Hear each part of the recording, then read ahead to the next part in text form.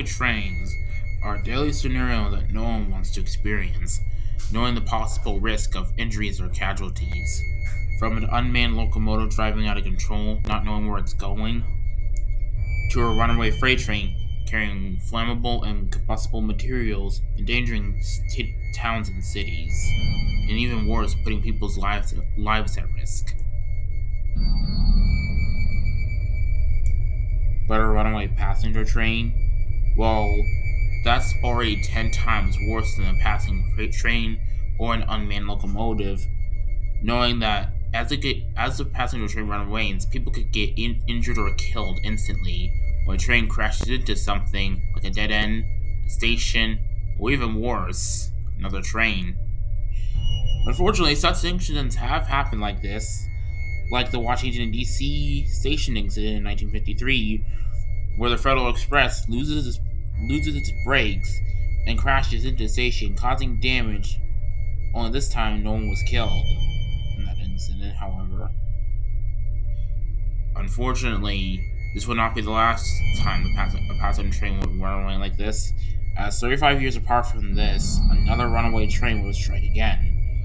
But this time, the story takes us us from Cajon Pass, not from Cajon Pass anyway, not anywhere in the United States, but it takes us far, all the way to Paris's Gare De Lyon, where an unfortunate tragedy will come upon them as one of the deadliest runaway train wrecks in history. Also one of the worst, probably technically. This will be known as the Gare De Lyon runaway incident.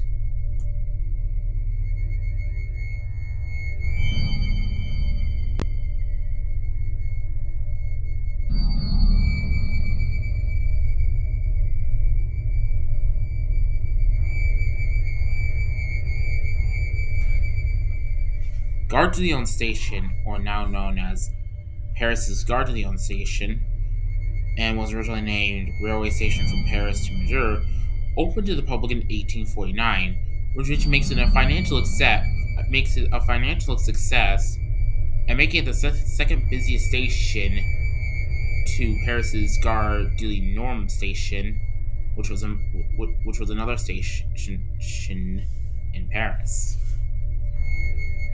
150 million people visit this station per year, serving express trains and local commuter trains. The station had 16 platforms and four more at the bottom, making it a basement due to the fact the station sits on a 4.3% grade that leads into the station, making it more easy for commuter service to come in and out of the station. It continued to be like this before being taken over by the SNCF Railway, using it for high-speed trains, and of course local commuters as well. Over time, the station received upgrades from people, and even added more designs to the underground station, so that more commuter service will come in and make additional service for locals coming in and out. However, on one summer evening, the station reputation will be sealed forever, as it will be the site of the deadliest wreck of all time. On June 27th, 1988, at Gare de Lyon Station, SNCF commuter train number 153951 was preparing for the evening shift heading out to Milan that was just outside of Paris. The train consisted of a four-carriage EMU electric units, otherwise known as Class Z 53s, which were introduced in 1965, making it a complete success due to the capacity of local commuters it could carry. There were 69 passengers on board, with some coming home from work, from a long day of work. The numbers to the 53s were unknown. Driver Andre Tanguy was the driver of the train that day, was about to and was about ready to depart on schedule. The train was originally going to depart on schedule due to the new time due to a certain change in the schedule. However, Donkey's car was running late, was running late, and delaying the train further from schedule, keeping it making it late on time. As the train was delayed, more passengers began boarding on the train, I mean, waiting for waiting for the departure. However, with the guards showing up early, it's unfortunate that the train would never depart at the station. It was about to turn into a college experience. No one to forget. Meanwhile, a mile away from the station, SNCF commuter train number 153944 was making its return trip from Milan to Gare De Lyon station, same station the late Alpine train was. The train consisted of another Class C 5300 but with another commuter train behind it, making it a full contracted part, otherwise known as a double contraction commuter train. Daniel Solen was the driver, and Jean Charles Bouvier was the guard of the train.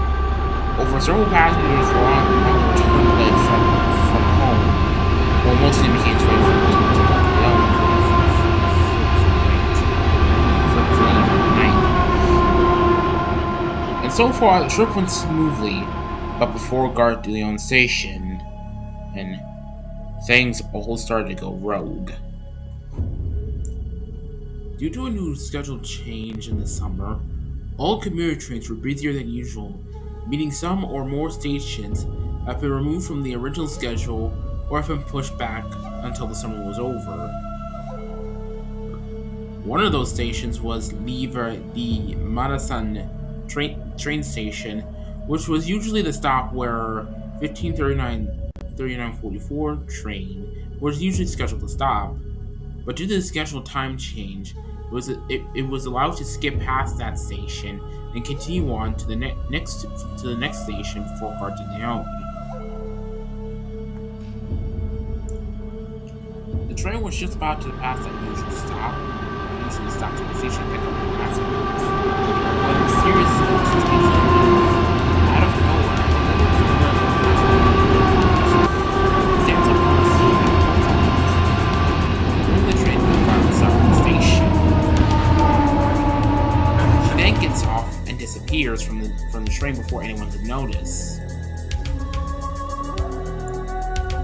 Before he could get back on schedule again, Slen will have to reset the alarms and rearm the brakes before he can get moving again. He, along with Uwe, spent the next several minutes trying to reset the brakes and rearm the alarm in the process, with passengers abandoning the train while some remained on board, fearing a longer delay will come upon them. So they got off to find another way to get to their destinations on time. Unfortunately, the ones remaining on board is about to be the start of a disaster for them.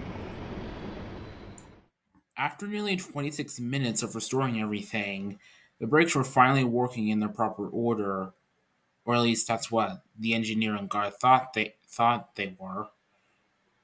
After Sloan entered the cab, dispatchers at the Gare de Lyon station contact him and instructed him to skip the next stop, which was Madison Afar station, before heading into Gare de Lyon. Daniel acknowledges this and starts to file leg into Gare de Lyon station. Unknown to him, this will be his final destination for him and endangering the other passengers.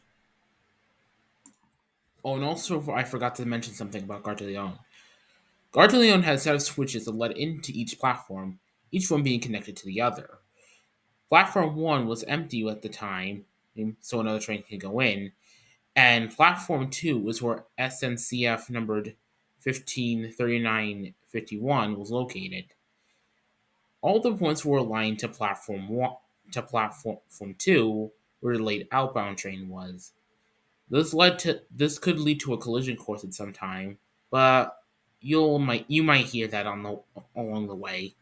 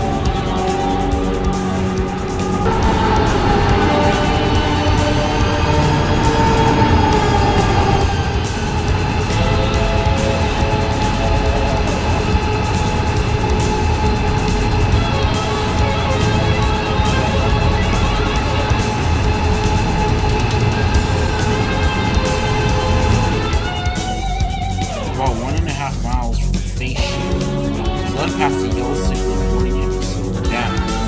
The station, more precaution. The slower the train is, the larger the flood acknowledged this and began simply examining the brakes. Rather than just slowing down, the train actually began to accelerate past ignoring the yellow signal. Passing the speed limit for the train. He attempted to slow the train again and again, but there was still nothing.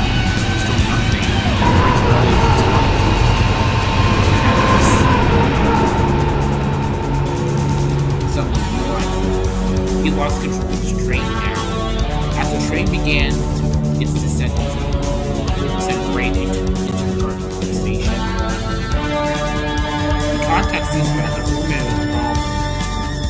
And since an alarm to the station to the control center notifying the situation, he also sent his guard Jen Boofy, to look for an emergency ambulance to warn the train. The dispatcher did not acknowledge the emergency. Since an all-alarm essence commuter trains heading in and out of the station, including some that the runway pass, the entire network.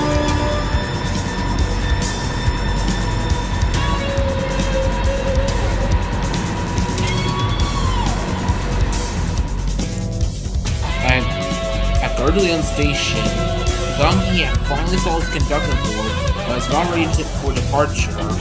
When his signal turns red, confused, he can't contact control room to tell what was going on. Due to the radio systems being used for alarms only. That was when the dispatchers finally spotted the runaway train and saw where it was going.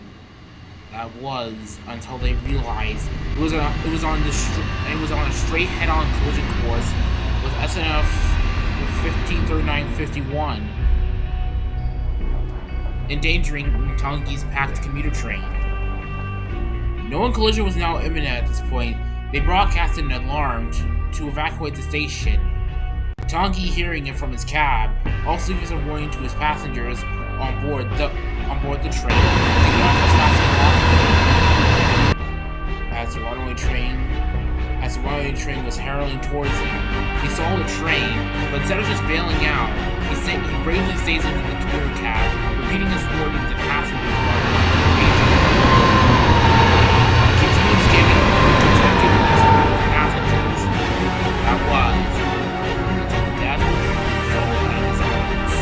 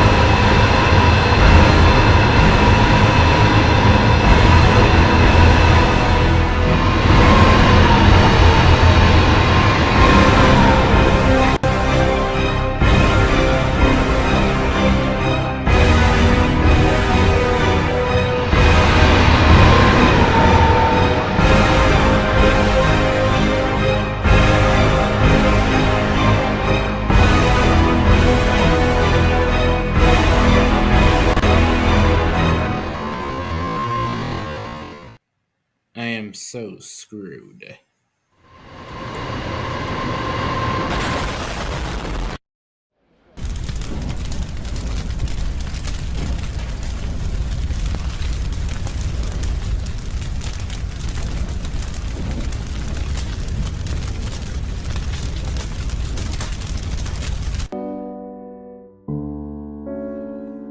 SNCF commuter train number 153944 collided head-on with 153951 at 7:09 p.m. The lead motor car of 153951 was completely split, with just its sides and rear deformed, but still intact. The motor car of SNCF train number 153944 stacked itself on top of the other car, with its cab crushed into itself, much like a pancake being served at breakfast. Some of the individuals that were evacuated from the station came to help on the scene, with some of them pulling the injured out from the medical wrecked and cars along with it. When first responders arrived on the scene, they saw many civilians helping passengers from the train. It took several hours and met multiple paramedics to cut steel and remove bodies from the wrecked engines before the last body was removed from the car.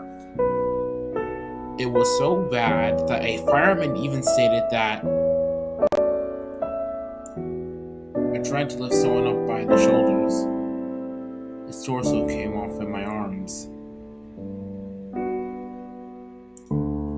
In total, 56 people died, including Tanguy, who was killed when the train rammed into the cab and obliterated it to pieces. 57 people were injured, 13 being seriously injured. Among the victims of the runaway train, Sen Bouvi and his passengers ran to the rear before collision and braced for impact. And once the train stopped, they were okay. They are the only victims to walk away unharmed and unscathed from the wreck. When news broke out, the public demanded answers as to why this would have happened, but there were several questions to be answered. How would a local commuter train lose its brakes before its descent into Gare De Lyon? And who was the woman that pulled the emergency brake on the train?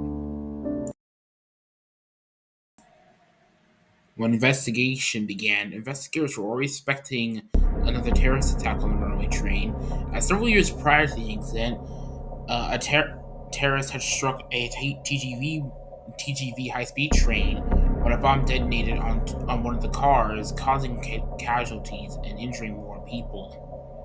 And yet another bomb was placed at the Madisonville station in 1983, well, both took place in 1983, and the station blew up, causing injuries. Was it possible that a co-conspirator caused the runaway train? Was it possible such terror struck again? Well, this was almost proven true, as when looking into the wreckage of the first car, they discovered that the main valve to the back of the first carriage was closed, not open as it should have been.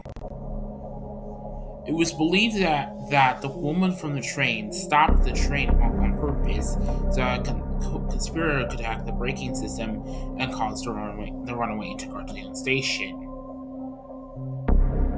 This would later proven to be false. Later, a few days after the accident, a newspaper was printed on the French newspaper, asking for the suspect who pulled the emergency brake on the train that day to come forward now for questioning.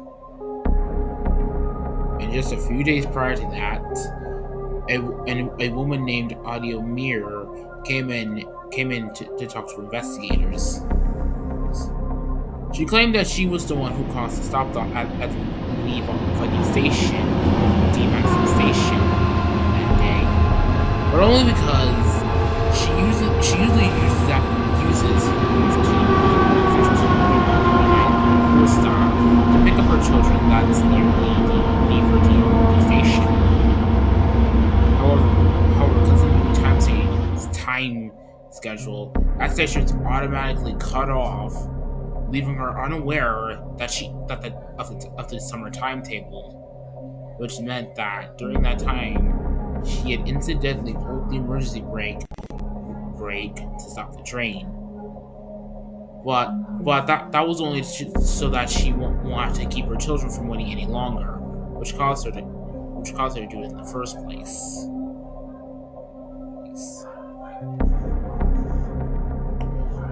So if it wasn't a terrorist attack, then what was it?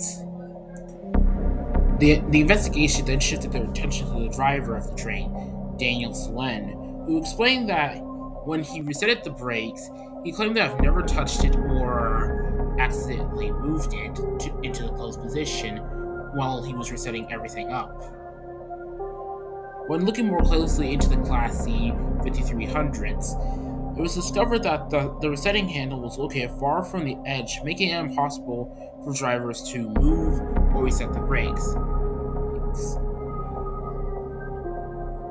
It must have been concluded that Salim must have accidentally placed his hand on something to get more leverage to access the reset handle. When looking furthermore into it, it was discovered that Daniel Salim had actually placed his hand on the main valve to get more leverage on the train.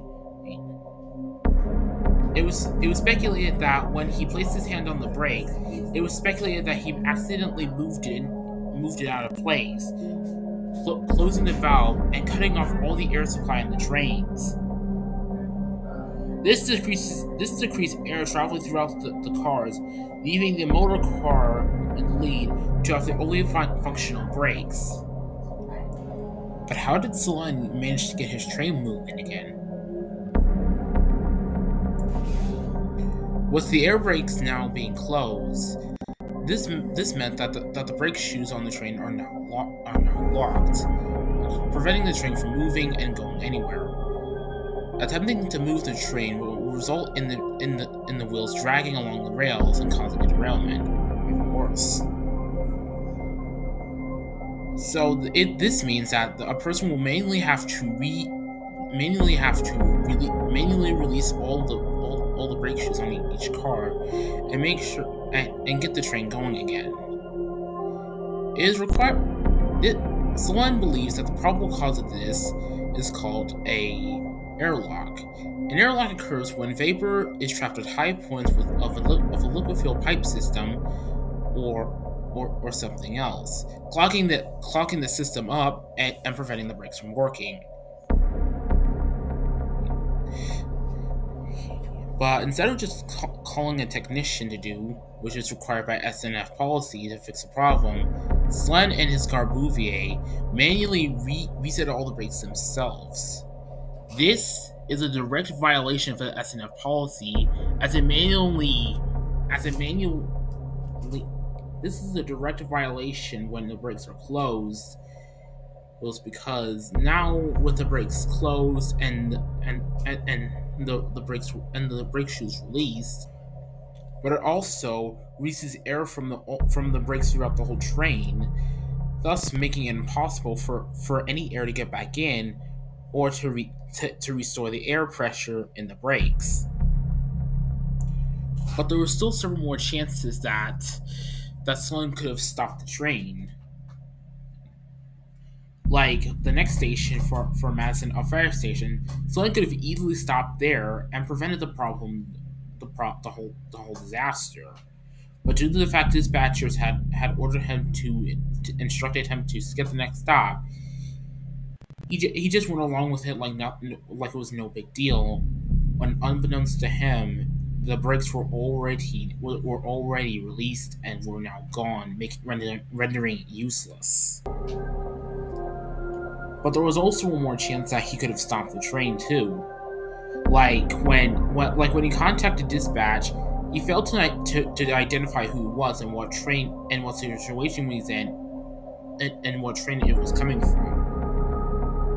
And when controllers tried to contact him again, he had already left the cab, leaving the train communication list and thus preventing any more further information from getting into the trains and the cab itself. Plus leaving dispatchers confused as to not knowing where the train was going until it was too late. The train was also equipped with working dynamics on the train at the time. But however, due to Slen's panic and powerless against the situation, he likely forgot all about it when he left the cab. He also states that all drivers avoid using the dynamics, stating that they were quote unquote unreliable these situations when using them. But why was the train aligned for platform 2 when it should have been aligned to platform 1 at the time of the collision? Well, when the alarm was activated, the signaler started a procedure called the general closure procedure. It was all signalers alarm other trains of the danger and leave the points at where they are and locking them in place. This, however, fatally seals the fate of a collision at that point, as signalers didn't realize that the runaway was still lined to platform 2 when it should have been lined to platform 1, and it'd be platform by the other train, by the delayed train. Well, I guess that collision was unavoidable. I guess at that time.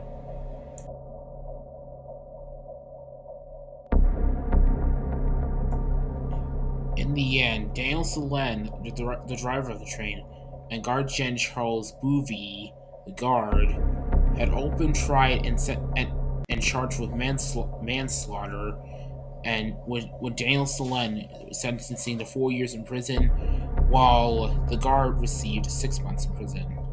However, SNCF of colleagues and representatives actually voted against this idea and pinned the blame at the SNCF railway themselves and not them, quoting that quoting that due to their new timetable for the summer and their outdated tech on their trains, which yeah it could yeah that is those are a number of factors leading to the accident, but it still doesn't change the actions and responsibility the driver must face.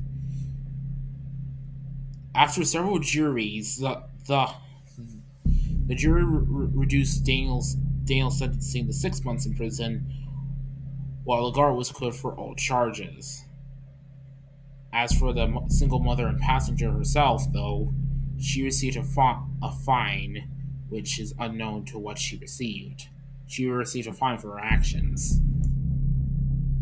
As for the motor cars of both trains, well, for SNCF number 1539-51, the motor car of that train was likely damaged beyond repair and scrapped due to the fact it was split in half. As for the leading motor car of 1539 and 44, while it was unknown to what happened to it, while it's likely damaged beyond repair and also scrapped, receiving the same fate as the other motor car. After the accident, SNCF installed an emergency overriding system on their trains, meaning that when pulling the handle, passengers can no longer stop the train, and instead it alerts the driver that a passenger demands an emergency stop at a certain time. Pretty useful, right?